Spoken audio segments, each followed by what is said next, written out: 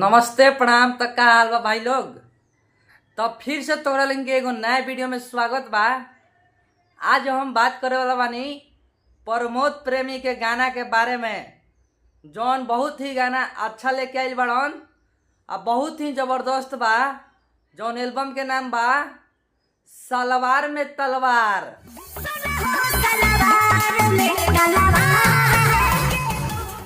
सोना हो सलवार में तलवार लेके घूमेलू। तो भाई लोग ई गाना तोरा लगे कैसन लागल ह? आशा ने विश्वास करत नहीं। अगर तू लोग प्रमोद प्रेमी के फैन होकबल हो तो ई गाना तोरा लगे बहुत अच्छा लागल होई।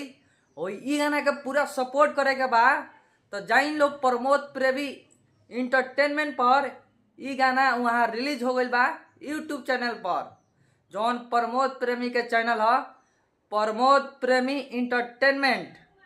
तो जाइन लो ई गाना के पूरा फुल वॉच करी लो, जौन एल्बम के नाम बा सलवार में तलवार। अगर रउआ सबके ई गाना नहीं मिलत तो हमरा यूट्यूब के डिस्क्रिप्शन में ई गाना के लिंक बा, वहाँ से भी रउआ सब सुन सकतनी। तो भाई लोग ऐसा ही हम नए नए गाना के अपडेट लेके आवत रहनी और रउआ सबसे भोजपुरी भाषा में बतावत रहनी। तो कैसा लगेला हमार वीडियो भाई लोग कमेंट करके जरूर बताइए लो। तो रउआ सबसे ई गाना का पूरा डिटेल्स बता देता नी। ई गाना आइल बा प्रमोद प्रेमी इंटरटेनमेंट पर और ई एल्बम के नाम बा सलवार में तलवार। ई गाना के लिखले बानी इसराद बेदर्दी आ ई गाना के गईले बानी प्रमोद प्रेमी यादव जी आ म्यूजिक दिले बानी छोटू बंटी जी।